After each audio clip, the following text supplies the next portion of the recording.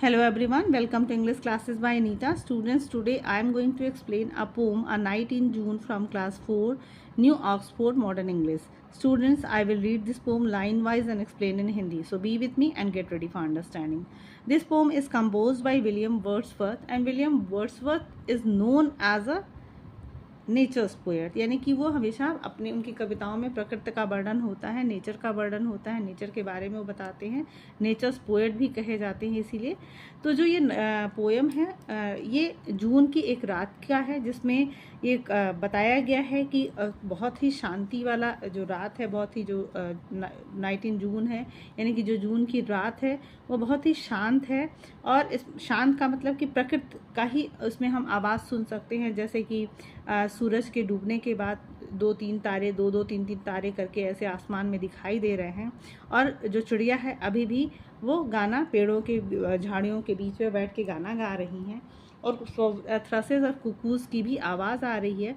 और हम हवा की आवाज़ और पानी के बहने की जो कलकल की आवाज़, यानी कि प्रकृति की आवाज़ को हम बहुत ही एकदम उसको ध्यान से सुन सकते हैं। और वो जो प्रकृति की आवाज़ है वो हमें अट्रैक्ट करती है। और वो जो पूरा आसमान है वो एक कुकू के यानी कि कोयल की आवाज़ से पूरा इकोइंग यानी कि वो भरा हुआ है। तो चलिए पोएम को अंडरस्टैंड करते हैं।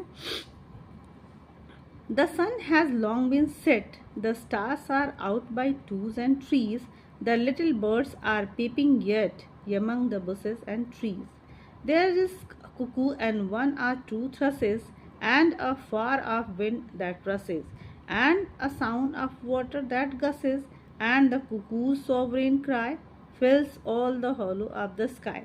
तो सबसे पहले चलते हैं हम लोग ज़रा राइमिंग भी देख लेते हैं। तो सेट से आपका जो राइमिंग है वो एट है, यानी कि ए बी।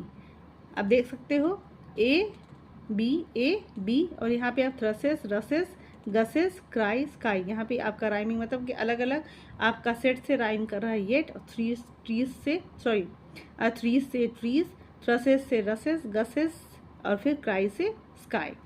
तो चलिए पोएम को समझते हैं। जो पोएम है the sun has long been set, यानी कि जो सूरज है, यानी कि जून की जो रात होती है, यानी कि गर्मी का दिन होता है, जो दिन होता है वो थोड़ा लंबा होता है और दिन डूबने में थोड़ा समय लगता है।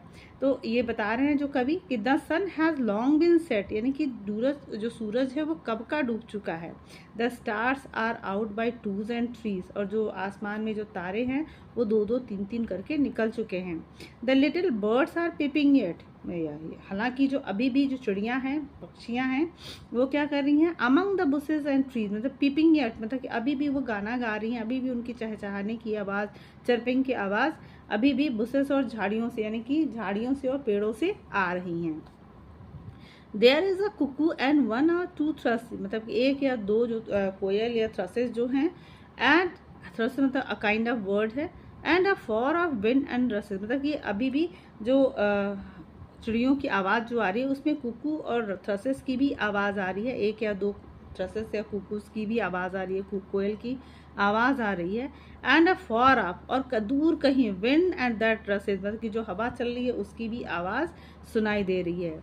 And a sound of water that guesses, और जो पानी की जो कलकल की आवाज़ है, जो पानी बह रहा है दूर कहीं, पानी की जो आवाज़ है कलकल यानी गसेस, मतलब कि पानी के बहने की जो आवाज़ है वो भी सुनाई दे रहा है। And the Kuku sovereign cry, sovereign का मतलब होता है जो पूरे हॉलोनोस को कवर कर दे, यानी कि जो उसका सॉवरेन क्राई है कि सुप्रीम पावर के साथ, मतलब कि जो कोयल की जो आवाज़ है, कुकूस की जो क्राई है वो fills all the hollow of the sky, यानी कि उसने पूरे जो प्रकृति है पूरे रात के उस पर एटमॉस्फेयर पे, पूरे माहौल पे उसने क्या कर लिया है, अपना आसमान पे उसने कब्जा कर लिया है, और पूरे आसमान के जो खालीपन था उसको उसने उसकी अपनी आवाज़ से उसको भर दिया है। तो स्टूडेंट्स, आई होप आपको ये पोएम बहुत अच्छे से समझ में आया होगा। सो if you like the explanation, do share with your friends, and if you are new on my channel, please like and subscribe and do share with your friends, and very thank you for watching.